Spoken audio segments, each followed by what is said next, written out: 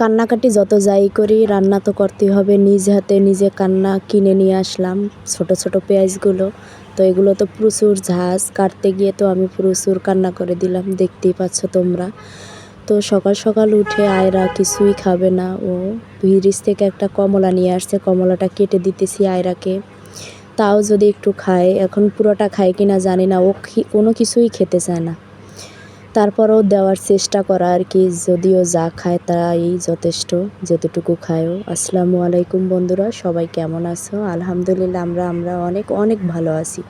তোমরা কেমন আছো বলবা কমেন্টে। দোয়া এবং ভালোবাসা রইল তোমাদের সবার জন্য।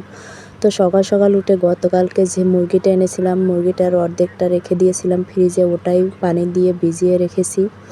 আর ভিজিয়ে রেখে চলে আসলাম চাল ধোয়ার জন্য। চালটা 3-4 বার করে পানি পাল্টে পাল্টে ধুয়ে নিয়েছি। এখন এটা ভাত বসিয়ে দিলাম। আর এখানে একটা কড়াইতে গরম পানি বসিয়ে দিয়েছি। বসিয়ে দিয়ে দেখলাম মুরগিটা বরফ কেটে গেছে, ধুয়ে নিতেছি মুরগির মাংসটা। তো মুরগির মাংসটা ধুতে ধুতে ওদিকে পানিটা যখন গরম হয়ে যাবে, তো পানিটা গরম হয়ে গেলে আমি ওখানে কিছুটা কচু দিয়ে দিব। গতকালকে একটা কচু কেটেছিলাম, সেটাও তোমাদেরকে একটা ভিডিওতে দিয়েছি। ওই কচুটাই এখানে সিদ্ধ করে নিব। পানিটা গরম হয়ে গেছে, তো কচুটা কিছুক্ষণ জাল করে নিতে হবে। এদিকে আমার মুরগির মাংসটাও দেওয়া হয়ে গেছে। দেখো, পেঁয়াজ কেটে নিতেছি, রসুন, এগুলো যা যা লাগবে তরকারি রান্না করতে ওগুলো সব কেটে নিব।